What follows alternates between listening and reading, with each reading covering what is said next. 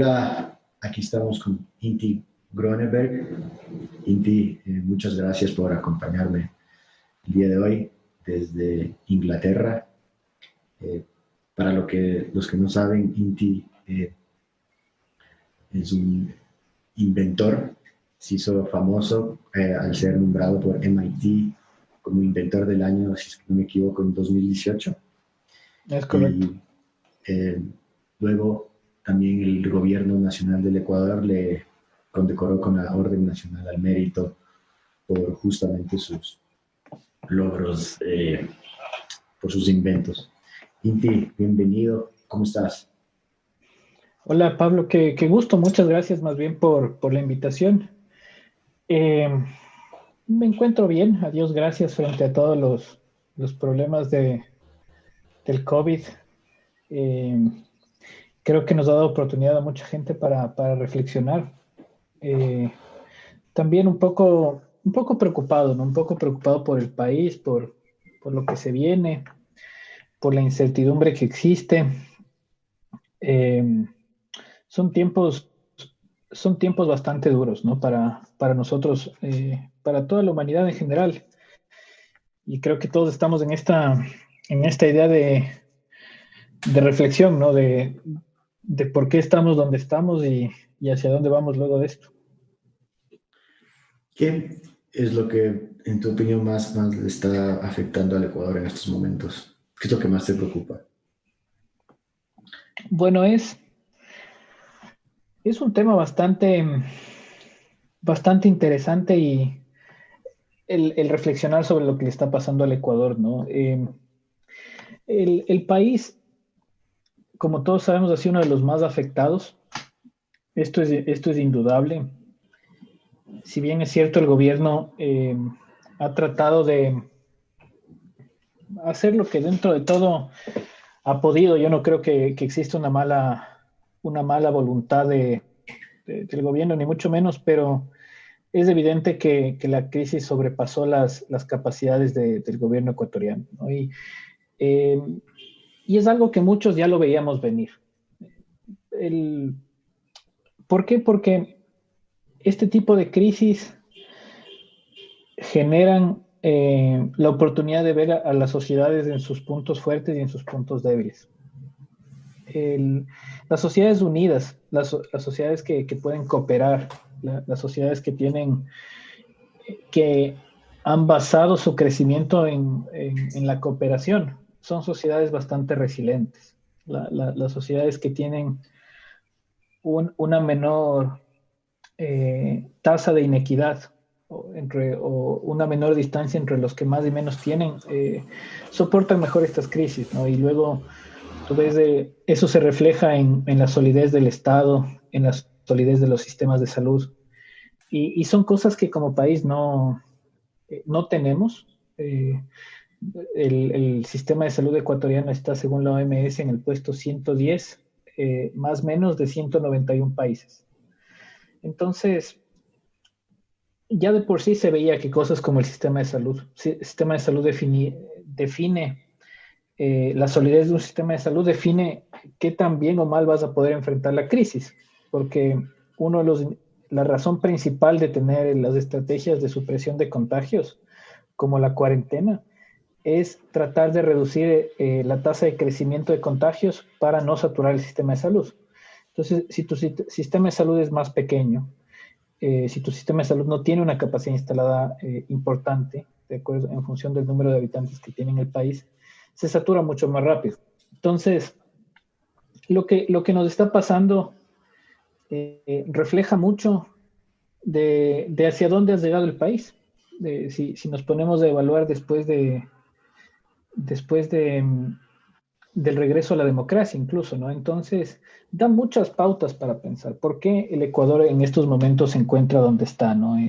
Con problemas económicos que siempre pasan cuando el barril de petróleo cae, problemas sociales por el tema de inequidad, problemas ahora con nuestro sistema de salud producto de la pandemia. Eh, es un buen momento para reflexionar. Le escuchaba ayer al expresidente Hurtado y él decía, que de todas las crisis que él tiene memoria, esta crisis, él ponía un número, es bajo 10 veces más grande que cualquier otra de las crisis anteriores que hemos tenido. Dolarización, temas de potencial guerra con el Perú, todas esas, esta que estamos actualmente, él decía es 10 veces superior, por dar un número, ¿no? Para reflejar eh, el problema en el que estamos, ¿no? Para generar conciencia de lo complejo de la situación actual.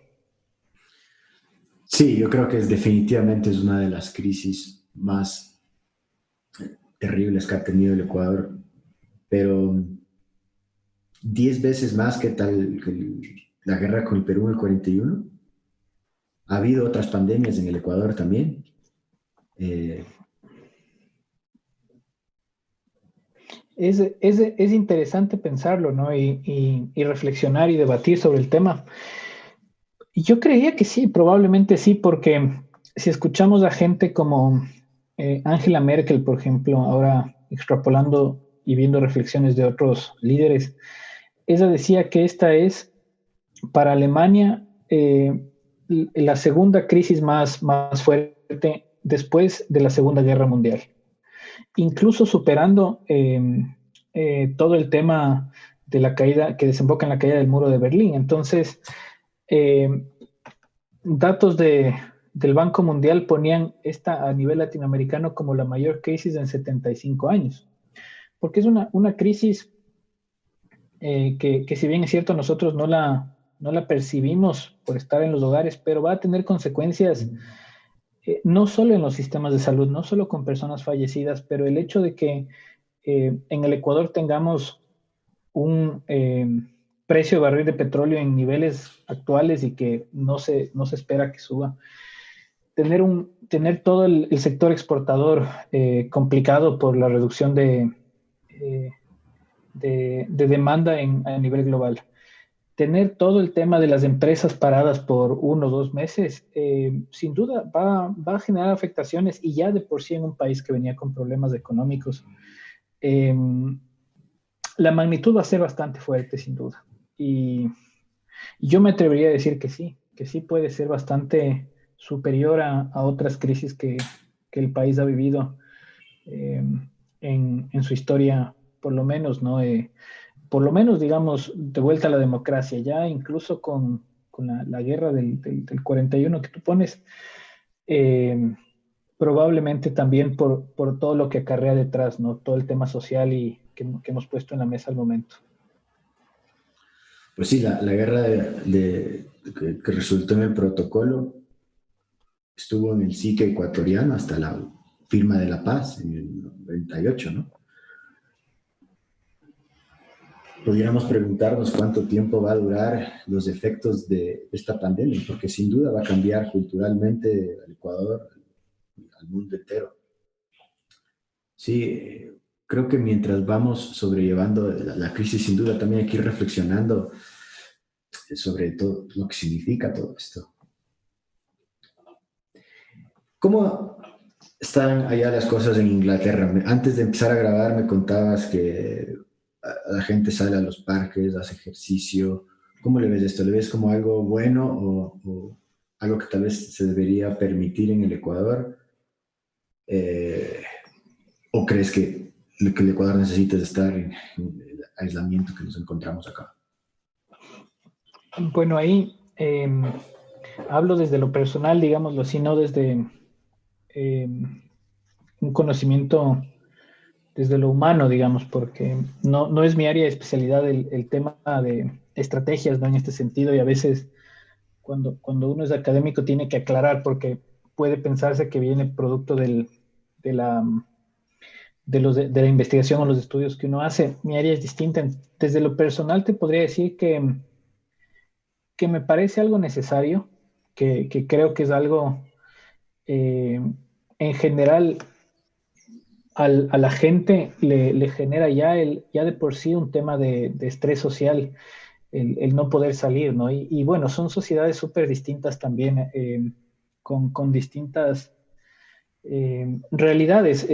Acá también hay pobreza, sin duda, no se puede decir que no exista. A veces en el Ecuador se piensa que en los países europeos todo mundo es o clase media o superior. No, no es así. Hay pobreza y el tema es que no es tan extrema como en el Ecuador, ¿no? La sociedad se preocupa mucho más por erradicar todo lo que tenga que ver con una pobreza extrema. Y entonces hay mucha gente que ni siquiera, sobre todo en Reino Unido, es bastante caro el tema de la vivienda, ¿no? Entonces, una gran mayoría de gente en ciudades como Londres vive compartiendo.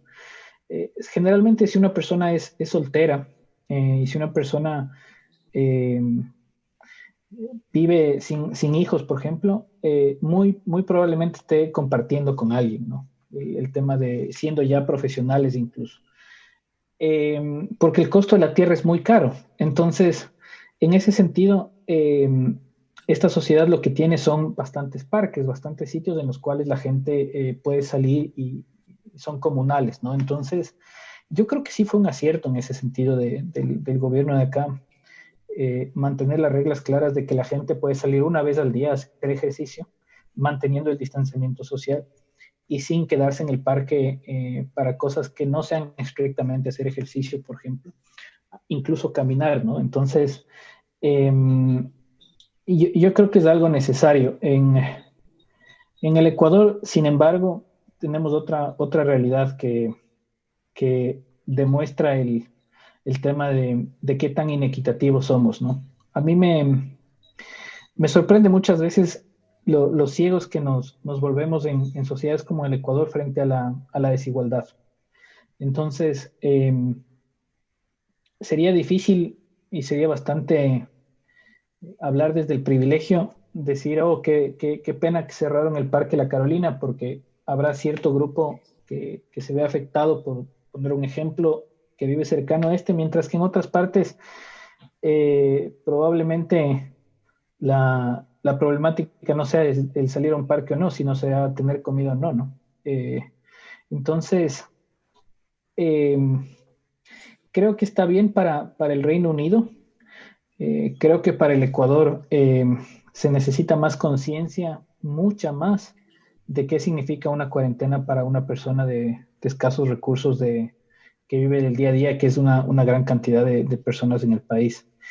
Y en ese sentido creo que no se ha hecho lo suficiente, ¿no? Les hemos pedido simplemente que se queden en casa y no se les ha ayudado como se debería ayudar para que eso suceda sin que pasen hambre.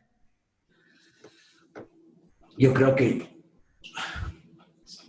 me da la impresión, mejor dicho, que se ha hecho lo que se puede. El gobierno está quebrado y aún así, recuerdo un tiempo atrás anunció una ayuda, creo que era $60 para ciertos individuos. El sector privado también ha hecho lo suyo, pero considerando la coyuntura del Ecuador, ¿qué más se podría hacer, ¿no? Yo creo que se ha hecho lo que se ha podido. Y en el Ecuador, si es que justamente hablamos de la gente con menores recursos, es aún peor que en Inglaterra, o sea, viven en espacios pequeños. Y si es que nos vamos a ciudades calientes como Guayaquil, esos espacios pequeños se vuelven intolerables, la gente tiene que salir. Entonces, es complicado. Pero creo que se pudiera considerar una forma organizada para que la gente utilice los parques. En Quito al menos hay buenos parques que le pudiera hacer a los ciudadanos poder sobrellevar esta pandemia tal vez de una manera más tranquila. Psicológicamente el ejercicio es indudable que ayuda a cualquier situación. Sí, hay, sí se puede hacer más, sí se podía hacer más y sí se podrá hacer más, pero quien más poder o influencia o recursos tiene más posibilidades de poder influir en ese cambio, ¿no?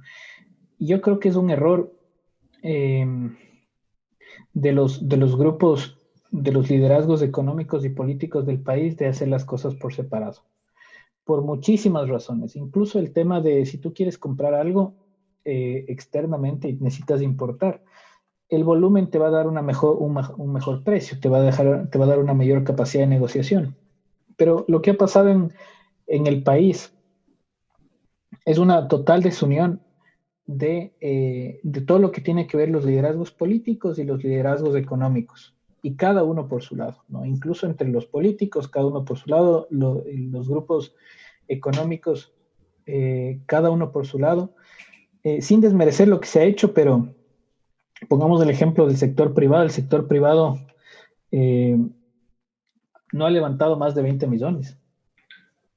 20 millones para una crisis como la que estamos pensando es un esfuerzo loable, pero es un esfuerzo que no llega Insuficiente. a la altura de las circunstancias, No ¿no? llega a Entonces, claro, hay gente como tú, como yo, que quizás tenemos hasta cierto grado de posibilidad de poder ayudar, ¿no? O sea, somos quizás clase media baja, clase media alta.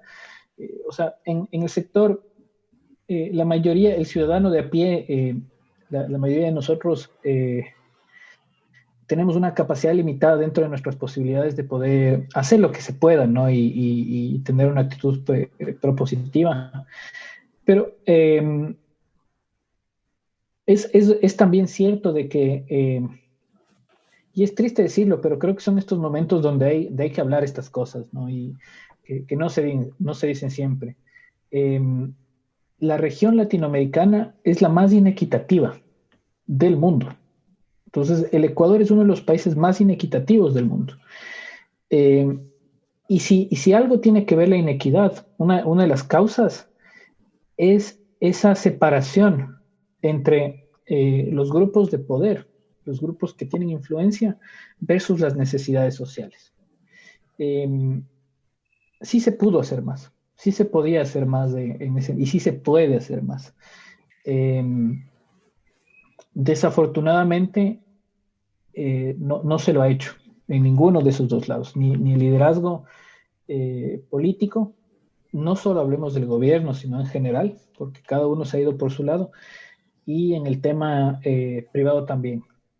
Los países que han manejado mejor estas crisis lo han hecho porque ha habido, sus líderes se han puesto a la altura de las circunstancias. Y mi opinión es que en el país esto no ha pasado. Esto podría también ser resultado de por qué la crisis llegó al punto al que está y quizás se vuelva aún más compleja, ¿no? Sin duda que la crisis eh, es una crisis. Eh, yo creo que, insisto, el gobierno ha hecho las cosas mayormente bien. O sea, fue uno de los primeros países en poner la cuarentena en el Ecuador, siguiendo las directrices de científicos, de especialistas de la Organización Mundial de la Salud. Pero como tú mencionaste antes, lo que le agrava la situación al Ecuador es que desde antes de la crisis, país pobre, completo, con falta de camas, con falta de recursos en el sistema de salud. Entonces, bien, pienso que el Ecuador durante la crisis, durante la pandemia, ha hecho las cosas mayormente bien, pero que las cosas han resultado peor por lo que venía desde antes. Entonces, mencionas la inequidad. Sí, o sea, las élites en el país han arrimado al gobierno de turno para beneficiarse, pues cada uno. Eh, en el Ecuador yo siento que no hay sentido de comunidad y nunca ha habido. Eh, creo que aquí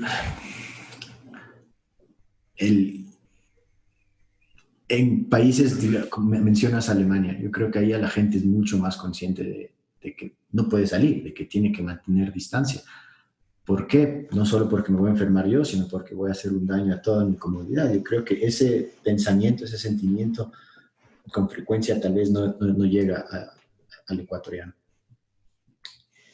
Y en cuanto a cómo solucionar la inequidad, sin duda es un problema, pero los países que lo han solucionado es porque han dado más libertad y más libertad individual, más libertad económica a sus sociedades. Y la única forma que lograremos reducir la inequidad en un país es tomando políticas como esas. A veces, pensando en la reflexión del día de hoy de la cuarentena, creo que es momento de darnos cuenta de que el liberalismo como tal, eh, y la noción de que el crecimiento en libertad absoluta, sin control y sin comunidad, no genera bienestar. Es, justo hay eh, un libro que estoy leyendo últimamente que tiene mucho que ver con el pensamiento actual sobre la economía, que se llama La economía de la dona, The Doughnut Economy. Y este habla de la economía del siglo XXI y te plantea muchas preguntas que son muy válidas, incluso de noción de concepto económico, ¿no? Hay ciertas nociones económicas, alejándome un poquito igual de mi área, pero el, desde mi visión un poco también eh, conectado a mi investigación en ecosistemas de innovación y demás, hay muchas hipótesis. Todo conocimiento, toda teoría humana nace bajo premisas, ¿no? Nace bajo ciertas asunciones. Entonces no es perfecto. Y es siempre importante ver de dónde nace y qué condiciones tiene de frontera, qué condiciones tiene para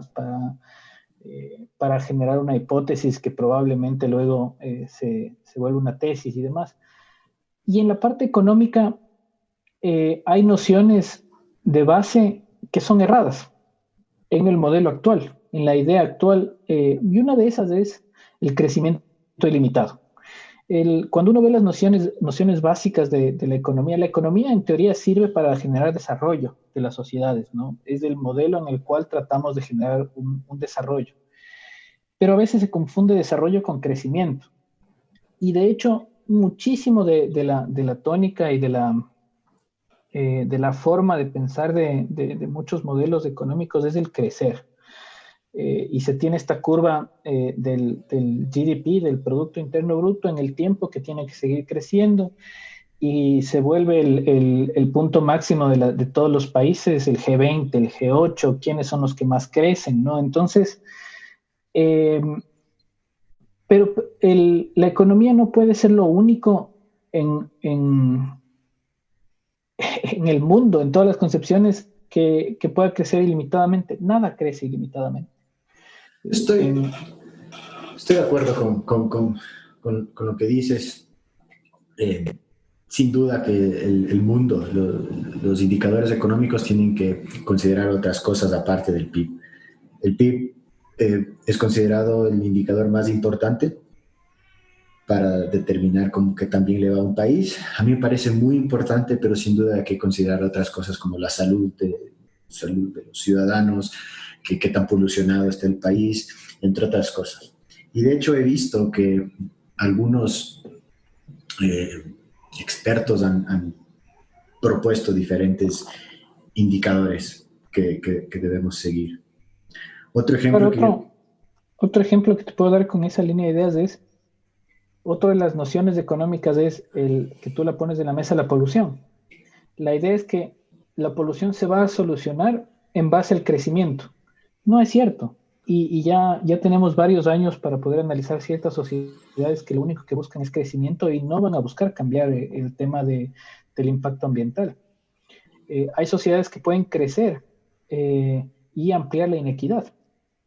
Entonces, el modelo, si pensamos que la sociedad no necesita al Estado y que cada vez en países como el Ecuador sobre todo eh, se ve menos, con menos importancia y con menos ojos al Estado en ese sentido, sin duda estamos yendo en el camino equivocado.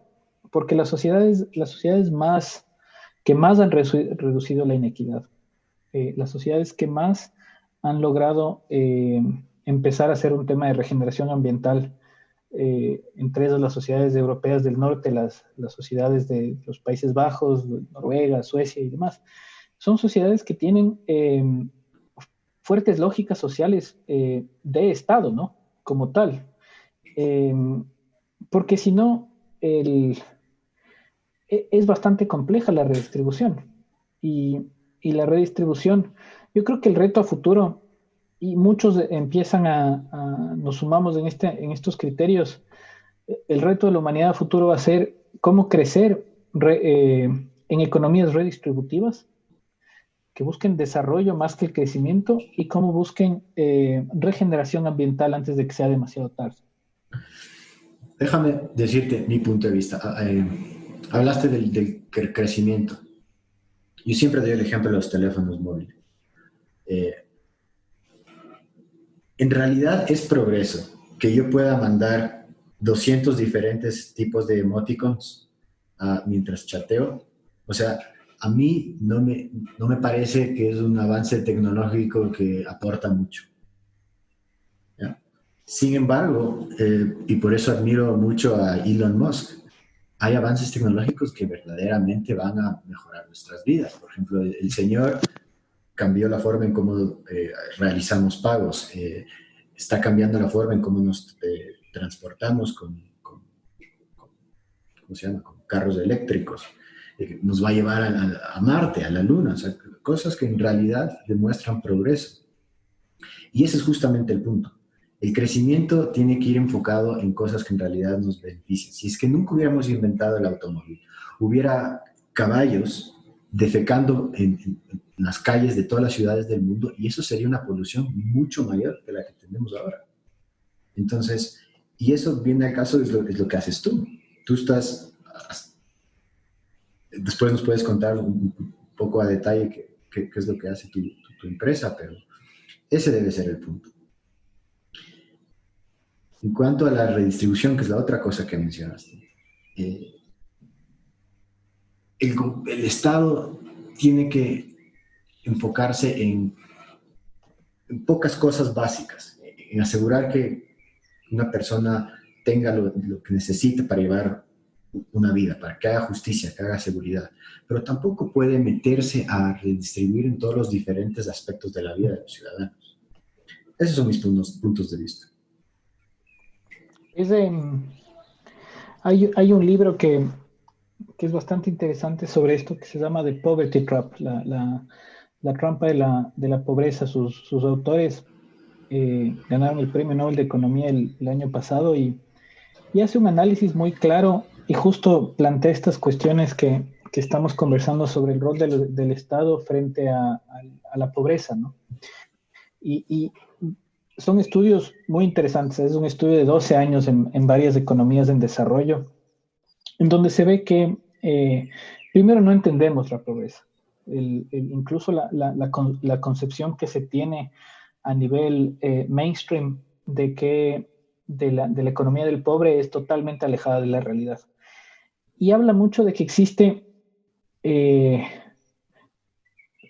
pobre tiene que ser mucho más recursivo para poder salir el día a día que una persona de clase media, por ejemplo, y mientras más, incluso mayor distancia, porque hay ciertas cosas que nosotros ya damos por sentado, el tener agua potable cuando uno abre la llave, el que muchas cosas empiezan a hacer de forma automática, mientras que para el pobre es el tema de incluso desinfectar el agua que va a tomar, caminar distancias súper lejanas para poder comprar una pastilla que desinfecte el agua.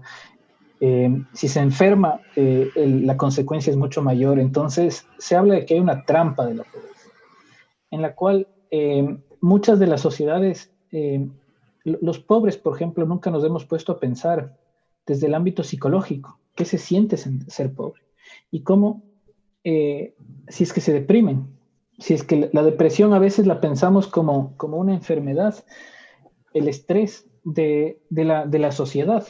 Y de lo que nosotros no queremos ver, de la parte alejada de la sociedad, ni siquiera nos ponemos a pensar. Y cuando ya se hacen estudios sobre el tema, se ve muy claramente que los niveles de estrés, los niveles de depresión de las clases populares son extremadamente más altos que de cualquier otro sector social, pero increíblemente más altos. Y los factores psicológicos, entre otras cosas, generan y este tema, incluso la falta de tiempo, la falta de oportunidades, hacen que sin un rol estatal, un rol de trabajo, un rol de un esfuerzo mancomunado de la sociedad, porque a la final la sociedad tiene que buscar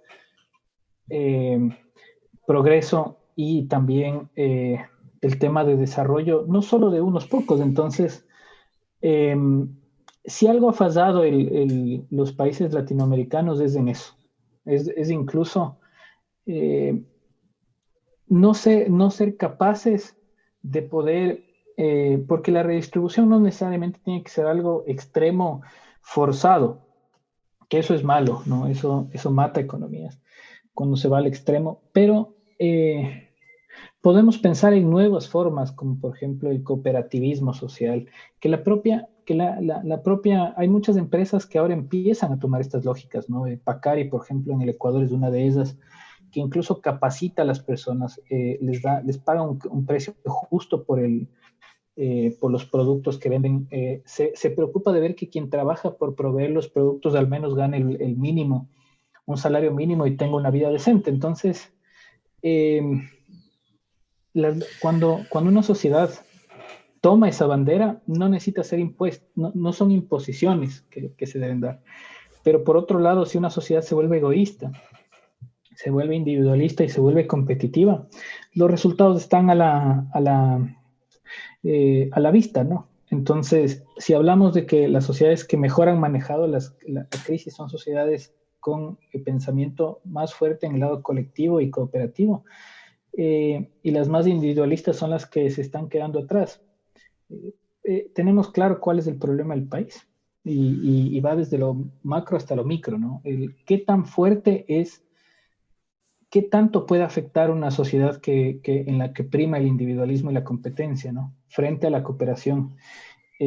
Sin duda es una de las causas claves que hacen que el Ecuador esté donde esté, ¿no? La trampa del pobre que mencionas es completamente correcta. Si es que una persona no tiene dónde dormir, ¿qué se va a poner a pensar de cómo mejorar su trabajo o cómo emprender? Si una persona no sabe de dónde va a comer el almuerzo, ¿qué energías va a utilizar para ver cómo puede mejorar su currículum, ver cómo puede tal vez empezar un nuevo negocio? Entonces siempre está en una situación catastrófica de la cual no puede salir, sin duda alguna. Pero el problema del pobre es uno, y es que no tiene dinero. Entonces, en mi opinión, el gobierno de todo el mundo, de todos los países, debería encargarse y darle dinero. Por eso, a mí uno de los programas sociales que más me gusta en el Ecuador, con todos sus fallos, creo que debería reformarse, es el bono solidario. O sea, lo que más le ayuda al pobre es poder salir de esa trampa. ¿Y cómo sale de esa trampa? Si tiene con qué comprar su techo, con qué comprar la comida de hoy. Siempre uso la metáfora del monopolio. Todos hemos jugado monopolio. Nadie puede ganar monopolio si no puede comprar las propiedades. Entonces, si es que el gobierno se asegura de dar los billetes básicos, eso es suficiente. O sea, no tiene que ir y quitarle los hoteles al que le va bien para darle al otro. Simplemente tiene que tener un colchón suficientemente robusto. Así le veo yo.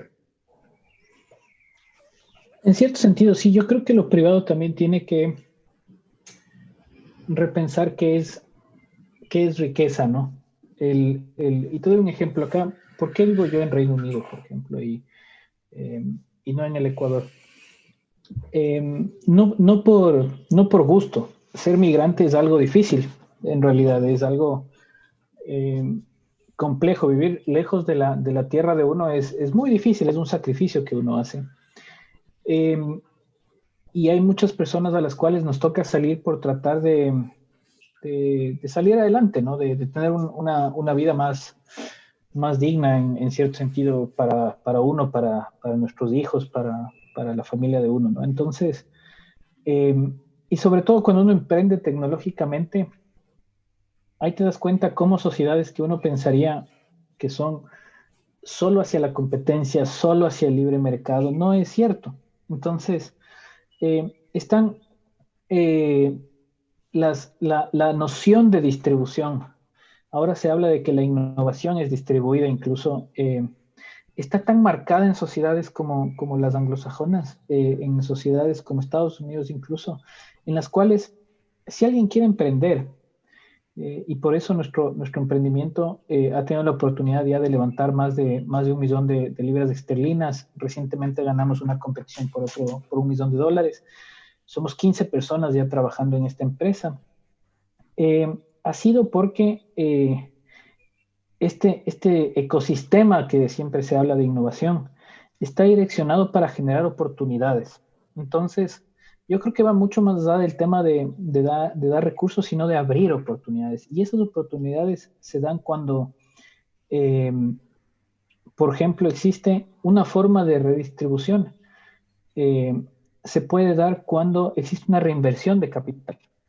Cuando alguien que ha ganado muchísimo decide invertir en los emprendimientos, en nuevos negocios. Eh, cuando las empresas grandes dicen, voy a empezar a invertir en capital de riesgo, que se conoce, que es a los emprendimientos. Y hay mucha gente aquí que han invertido en mi empresa y no esperan un retorno.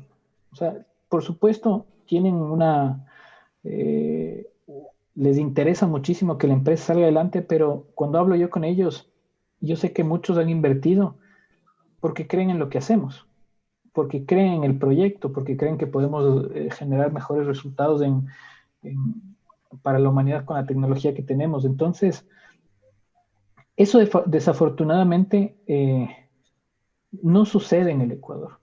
No sucede en el Ecuador.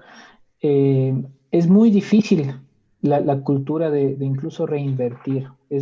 No digo que es imposible, hay casos interesantes, pero demuestra cuán las sociedades individualistas que solo buscan crecimientos individuales están condenadas al fracaso. Y en Europa eso se ha visto. Yo creo que aquí la principal razón por las cuales en el Ecuador, por ejemplo, entre otros países también sucede lo mismo, no funciona es porque es demasiado complicado. O sea, no es cuestión cultural, es cuestión de política. O sea, ser emprendedor en el Ecuador es complicadísimo. Primero, no hay estabilidad. Y segundo, las leyes y los reglamentos eternos que uno tiene que sobrellevar en este país para poder empezar una empresa, a la final te matan. También tienes impuestos por todo lado, al final te matan. O sea, creo que debemos ver las correlaciones que hay entre los países que más libertad económica tienen con el éxito de sus emprendimientos y sus emprendedores y la economía en general. Ahora, el problema de eso es lo que mencionamos, que hay gente que se queda y ahí es cuando tienes que redistribuir, en mi opinión.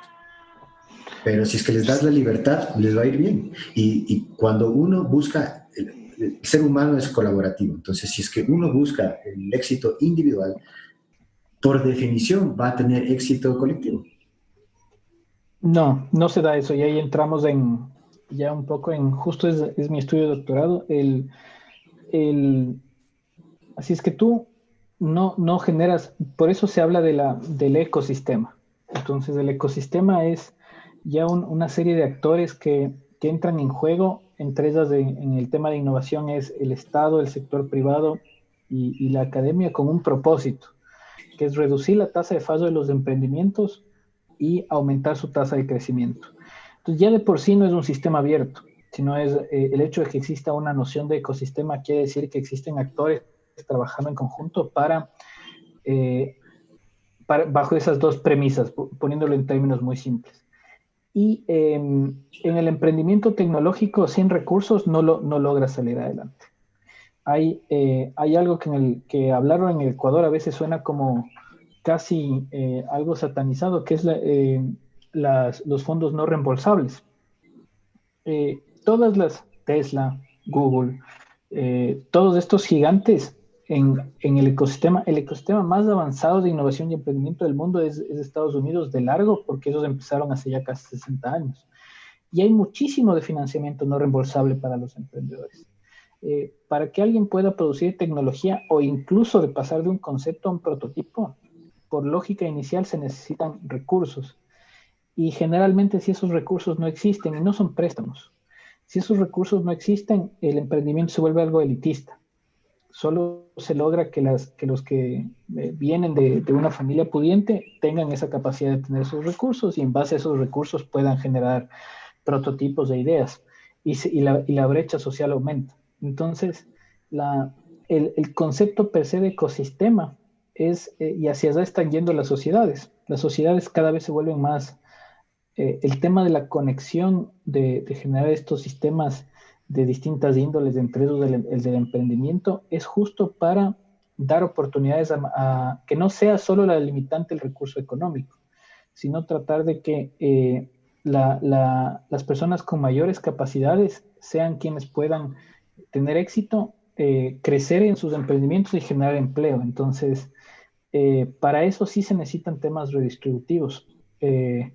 Hay modelos muy interesantes como el del Reino Unido, que es el de impuestos redimibles.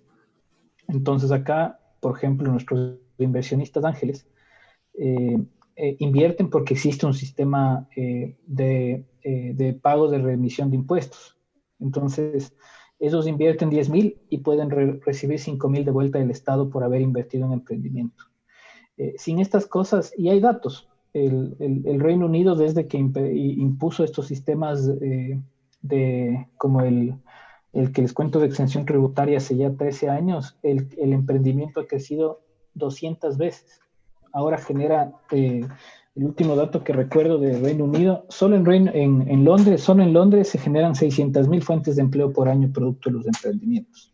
Entonces, en realidad ya las lógicas sistémicas hacen que no se pueda generar un tema abierto y a veces esas teorías de que abrir las condiciones y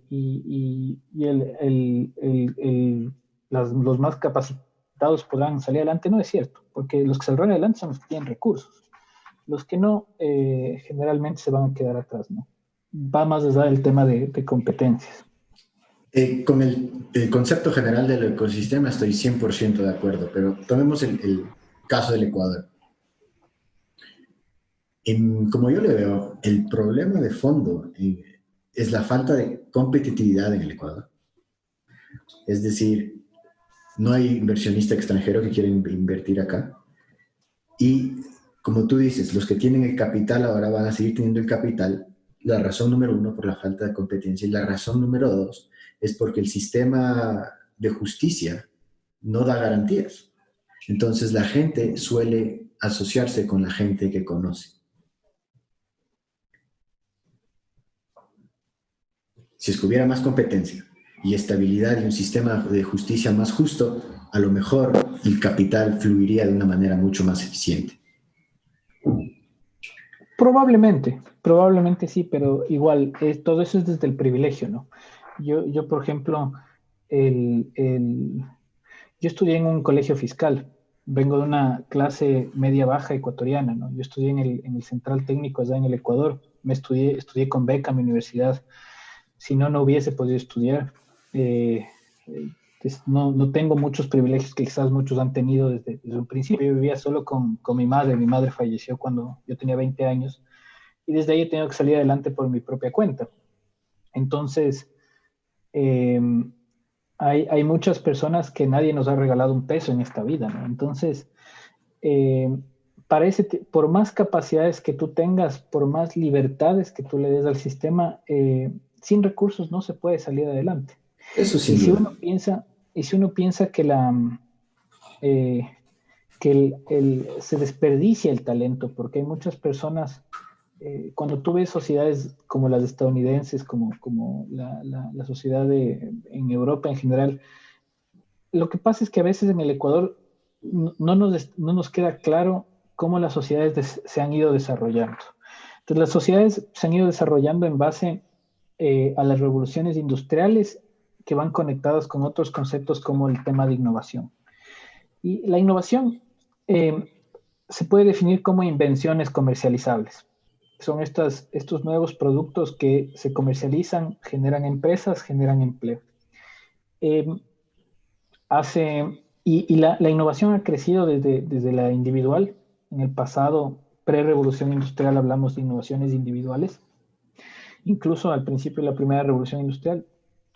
Pero luego se han ido haciendo un concepto que se hace grupal interno de empresas, y ahora estamos yendo hacia una innovación que se conoce como distribuida, que ya no se busca que sean solo las empresas las que generen innovación, sino los individuos, conectándose unos a otros. Entonces, cuando se da ese nuevo concepto de innovación distribuida, se entiende que lo que se necesita son dar recursos de conocimiento y financieros. Y ahí se empieza la noción de los clústeres, de las agrupaciones, los nodos del sistema, ¿no? ¿Por qué? Porque como no tienes recursos ilimitados, lo que hay que buscar es generar espacios en los cuales por competitividad y por competencia la gente pueda acceder y obtener recursos. Entonces, así crecen las sociedades, así crecen muchas veces con dinero público. Muchos no saben que Tesla, por ejemplo, ha crecido en gran parte por fondos públicos, porque ellos han aplicado fondos públicos y han ganado competencias. Cuando uno revisa las empresas más grandes estadounidenses de las últimas, muchas han recibido inversión pública del Estado en base a estos sistemas para poder crecer y salir adelante. Porque a veces nos preguntamos, y muchas otras, porque como decía, es porque han logrado tener recursos desde sus pecunios, ¿no? Personales de familiares y demás. Entonces, en el Ecuador ni siquiera se entiende esto todavía. Ni siquiera entendemos en qué parte de las revoluciones industriales estamos. Y ni siquiera entendemos que los conceptos de las nuevas economías cada vez, y más aún en la cuarta revolución industrial, cuando metamos los temas de los sistemas ciberfísicos, la quinta generación de tecnología inalámbrica, cada vez más se van a volver distribuidos, más hacia el individuo, menos hacia solo los que tienen los medios de consumo y producción, ¿no? Entonces, hay muchísimo por entender en esas lógicas en el país, y muchísimas paradigmas que romper también. Cuéntanos sobre ICTIEN. Me parece fascinante. Bueno, cuéntanos. ICTIEN es un emprendimiento que nace en el 2017, perdón, en mi universidad, en el Imperial College London, que es la universidad número 2 en innovación a nivel europeo. Nace de Robert Roos, que es mi cofundador, mi socio y mi persona. Robert es un británico que él en ese entonces estaba haciendo su máster en la Facultad de Ingeniería y Diseño del Imperial, donde yo hacía mi doctorado. Y juntos decidimos tratar de hacer un proyecto en conjunto de tecnologías que puedan extraer plásticos de los océanos en ese entonces. Entonces, nos pusimos a hacer una investigación. Pasamos 5 meses estudiando el problema, analizando entendiendo, aprendiendo, preguntando a investigadores que conocen mucho mejor que nosotros la problemática. Y de ahí decidimos los dos empezar a tratar de generar un prototipo, un primer sistema que ahora se llama Cobalt, que es generamos una turbina, un prototipo usando impresión 3D, usando cortadoras láser, usando arduinos, que son para el tema electrónico, que era capaz de, por un lado, retener el plástico y por el otro extraer el plástico de la turbina, usando la propia corriente de la marea o de los ríos también. Y no pensamos en la parte comercial, era un proyecto de investigación. Y presentamos el proyecto en una feria de la universidad en donde una persona se acercó y nos dijo que le parecía muy interesante el proyecto y que si podía hacer un reportaje. Y luego nos dimos cuenta de que era alguien de Reuters, que es esta agencia internacional de noticias. Hicieron un video de 2 minutos que se repartió, se difundió a nivel mundial. Entonces nos llegaron propuestas de Tailandia, de un montón de lugares. Entonces la universidad nos sugirió que, bueno, nos puso dos caminos. Nos dijo, una es que hagamos una propuesta de patente que la universidad se podía encargar, o la otra era que nosotros armemos una empresa, una startup, y que tengamos la patente y tratemos de desarrollarlo juntos. Y decidimos por lo segundo porque Imperial tiene muchísimos temas de patentes y sabemos que es importante darle velocidad, entonces empezamos a trabajar en conjunto. Esto empezó ya formalmente en julio del 2017. Ha sido un camino muy duro, todavía estamos caminando, nos falta muchísimo por recorrer. Hemos tenido muchos retos, pero hemos tenido también muchos resultados y hemos ganado ya casi una decena de competencias a nivel global, desde Japón hasta Estados Unidos, en Europa algunas. Y esto nos ha hecho ganar reconocimientos también, como ya el reconocimiento algo que a veces en el Ecuador saben, Robert también ha ganado reconocimientos a nivel británico de la Real Academia de Ingeniería acá en Reino Unido. Yo allá en Latinoamérica, por ejemplo, el del MIT, que me nombró inventor del año en el 2018 en el MIT Technology Review. Y bueno, ahora somos una empresa que decidió apostarle al Ecuador. Desde el año pasado, antes del año pasado nosotros no pensábamos en el Ecuador, estábamos más enfocados en otros sectores, porque no teníamos los contactos, ni las oportunidades, ni teníamos quizás las conexiones que se han dado ahora por producto del tema mediático en el país. Teníamos otra idea, pero decidimos apostarle al Ecuador. Y no ha sido apostarle solo pensando sino que ya hemos invertido casi $200,000 en el Ecuador en este tiempo. Abrimos una oficina en el Ecuador, tenemos 7 personas en el país y cada vez más personas acá en Reino Unido que quieren sumarse a este proyecto que nosotros ahora hacemos, ¿no? Ahora ya somos 3 organizaciones. Iction es una especie de holding con una empresa constituida en Reino Unido, una en Ecuador y una fundación en Ecuador. Y lo que hacemos es ahora, estamos enfocados tenemos 3 patentes, pero estamos desarrollando una en particular que es el sistema SUR, que es un sistema que se puede instalar en ríos para parar el flujo de plásticos antes de que llegue a los océanos y para la generación de datos, para en función de esos datos a armar política pública de cómo enfrentar la polución plástica basado en evidencia. También tenemos una parte social muy alta, creemos en las nuevas empresas más sociales, más inclusivas, más asociativas. Entonces tenemos nuestra fundación que queremos llevar tecnología de reciclaje al país para no solo reciclar lo que extraemos de los ríos, sino también facilitar esa tecnología de reciclaje para las personas que viven de recoger la basura para que puedan mejorar sus ingresos. Entonces ese es el sueño ahora de esta empresa, de esta organización que vamos a empezar en el Ecuador. Entonces, el producto a venderse es principalmente datos. Es un servicio que nosotros ofrecemos. Es un servicio en el cual tiene varios componentes. Uno es primero el servicio de extracción del plástico de un río. O sea, literalmente agarran el plástico del río. Correctamente. Sí, tenemos la capacidad. ¿Lo reciclan? ¿Lo venden? ¿Qué hacen ustedes con ese plástico?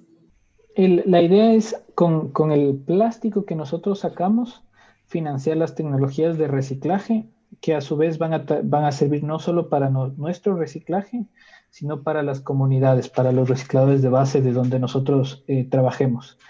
¿Quién paga por la extracción del plástico? Generalmente son los gobiernos, las alcaldías, puesto que es un deber de hecho, legalmente hablando, la competencia de mantener los ríos limpios se encuentra en los GATS en el Ecuador. Entonces nosotros hacemos alianzas con ellos para ayudarles en algo que al momento no están cumpliendo en su competencia, que es mantener los ríos limpios. Entonces, esa es la... Y mucho plástico en los ríos del Ecuador. Entonces... Sí, en general las sociedades en desarrollo tienen bastante polución.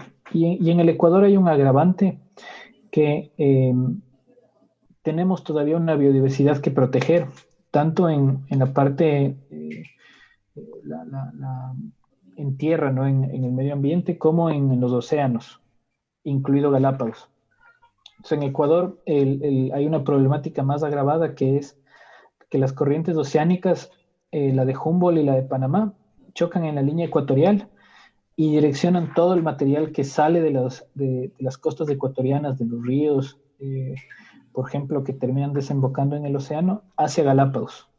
Entonces, Galápagos recibe toda la basura del Ecuador continental, de Perú, de Colombia, la mayoría del Ecuador. Se estima que un 33 a un 38% sobre todo plásticos, por el tema de que plástico por sus propiedades mecánicas tiende a flotar y cuando llega al océano se puede trasladar distancias muy grandes.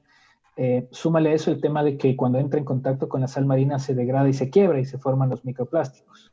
Y eso es lo que se come en los peces.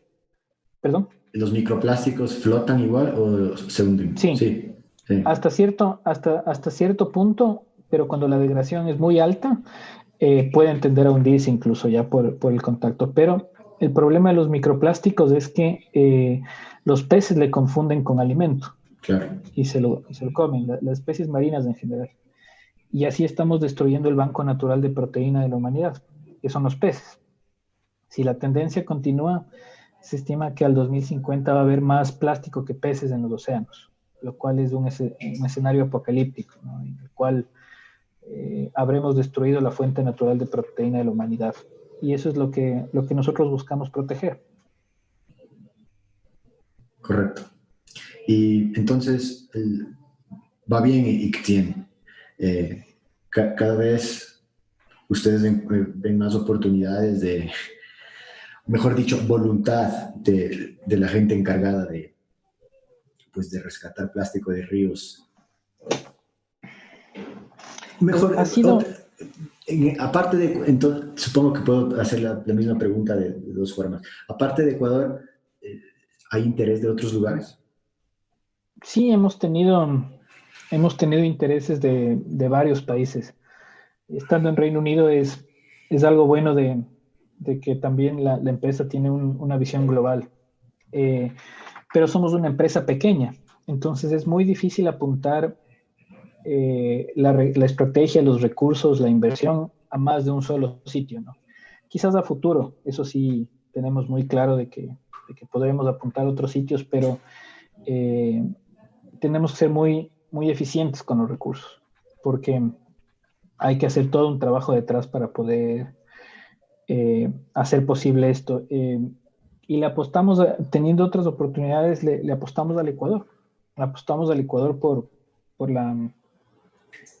el potencial que vemos de protección, sobre todo a Galápagos, que creemos que es una apuesta muy, muy interesante de poder tratar de hacer, ¿no? De tratar de evitar que cada mes el plástico llegue a las islas. Yo he estado en las Islas Galápagos recogiendo plástico con las comunidades de allá, quienes tienen una conciencia ambiental muy alta.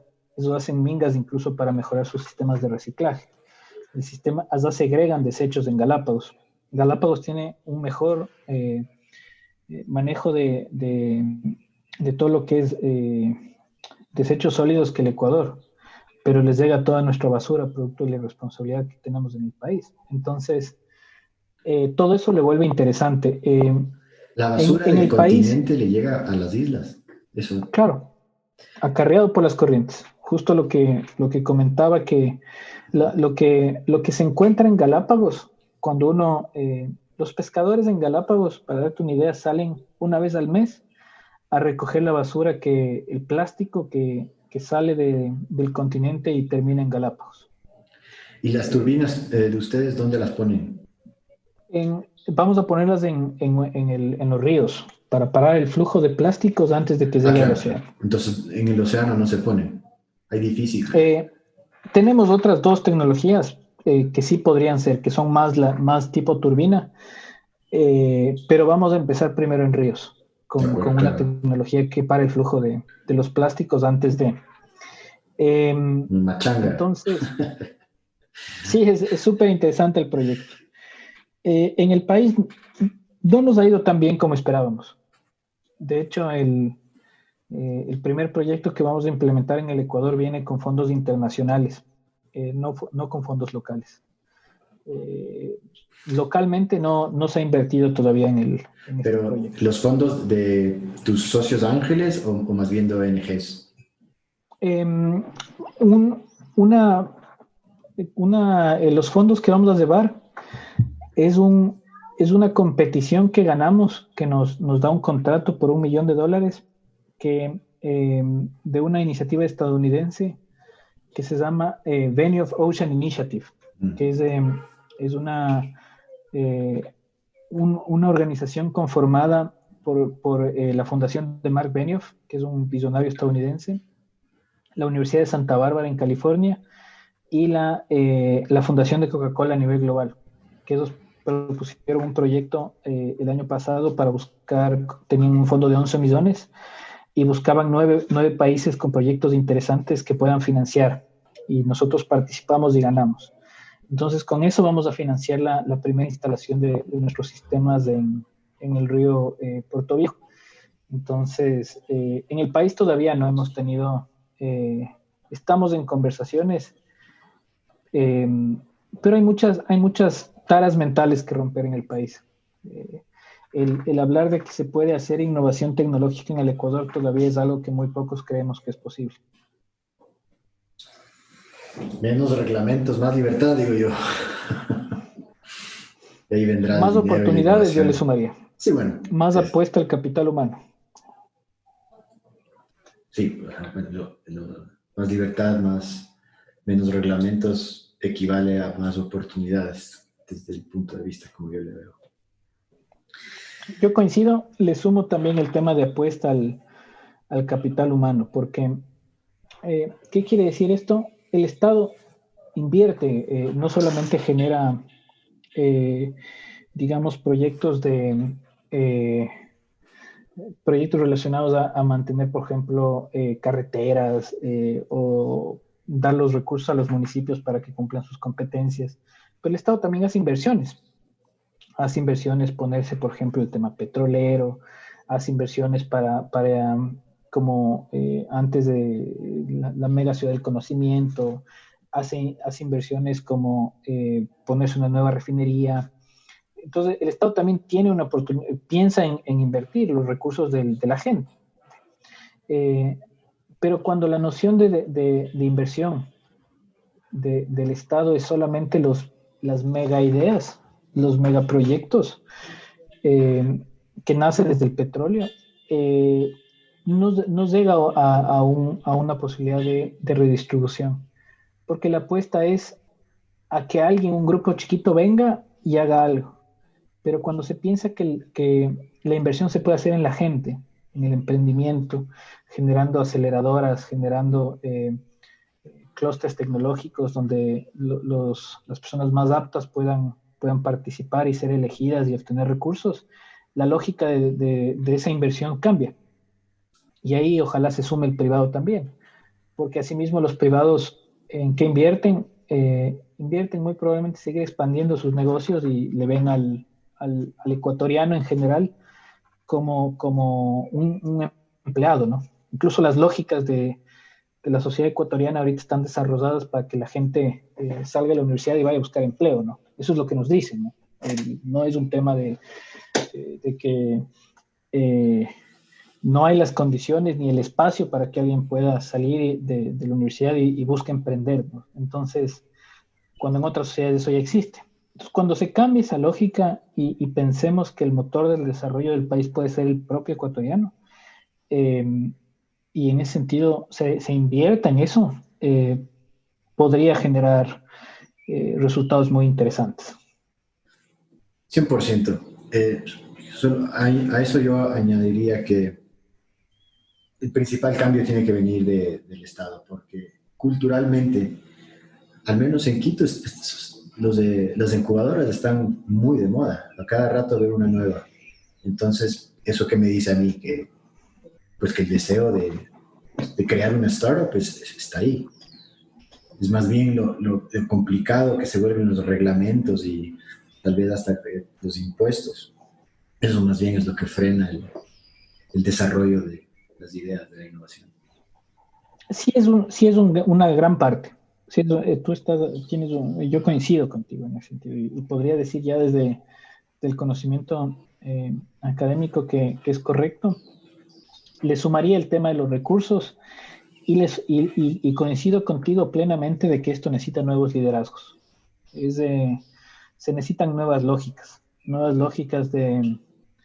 eh, en la parte política incluso porque que entiendan hacia dónde está yendo el mundo. A veces yo siento que en el país nuestra clase política sigue discutiendo sobre el pasado, ¿no? Siguen peleándose en sus discusiones de lo que tengan que discutir mientras el mundo sigue avanzando, incluso nuestros vecinos siguen avanzando, ¿no? Es lo triste de la política, que idealmente la política tiene que llevar al pueblo hacia el progreso, pero casi siempre los políticos siempre responden a lo que el pueblo ya viene diciendo por décadas. A la final los políticos son seguidores más que líderes, si es que uno se pone a analizar. Sí, quizás se necesita ya un poco yo tengo mucha fe y confianza en las nuevas generaciones y con conocimiento de causa y evidencia, la generación millennial, centennial, creo que venimos bueno, empecemos por algo, ¿no? Hay un dicho que dice que todos construimos el futuro en los hombros de los gigantes del pasado. Yo te lo Entonces, creo, ¿no? yo coincido, creo que no podemos decir que eh, satanizar todo el pasado, pero también ya hay que tomar las generaciones también tienen que adoptar un rol activo o pasivo frente al futuro, ¿no? Entonces, creo que cada vez las nuevas generaciones tienen que empezar a pensarse como parte de la necesidad de decisiones. Y lo bueno de esto es que las nuevas generaciones vienen eh, son más preparadas. Esto sabemos que por estadísticas, ¿no? Claramente. Y también más interconectadas, tenemos más acceso a la información. Es mucho más fácil para nosotros. Y tú ves a las generaciones anteriores a nosotros, a veces no logran comprender la capacidad nuestra de no solamente ver la fuente de información en una sola parte. Nosotros contrastamos en 5, 7, 8 partes porque tenemos la capacidad de usar el Internet. Sabemos cómo usar las redes para este tipo de propósitos también. Entonces, nos da una capacidad también de estar un poquito mejor informados y un poquito mejor entender las cosas, no solo a nivel local, sino también a nivel global. Entonces, esos son oportunidades. Y el Ecuador ahora quizás es el Ecuador más joven de la historia. El, el 57% de la población ecuatoriana tiene menos de 38 años. Entonces, es una población muy joven eh, que, que tiene que empezar a tomar posiciones más activas, ¿no? Frente a lo que está pasando en el país. El hecho de que estemos interconectados que mencionas es fundamental. Si es que uno vea la historia, los grandes cambios siempre es porque una red eh, es- ha estado presente, ¿no? Una red robusta de muchos nodos pero interconectados. Y eso trae el mundo moderno. Muy bien. Eh, Inti, muchas gracias por por acompañarme el día de hoy. Ha sido un verdadero gusto. Ojalá en el futuro puedas volver a hacerlo. Eh, Muchas A gracias. las órdenes. Gracias a ti, Pablo. Ha sido un gusto conversar contigo hoy. Y salud, que ese vino te haya hecho sentir mejor. Claro que sí. Dale, una última pregunta. ¿Qué significa Ixtien? Iction. Viene de ictiología, que es la ciencia que estudia los peces. Ah, ya, buenísimo. De ahí nos inspiramos para Iction. Ajá. El- ese es el concepto de dónde viene. Buenísimo. Aprovecha el parque en Inglaterra y un gran saludo, Inti. Mucho gusto. Igualmente, Pablo.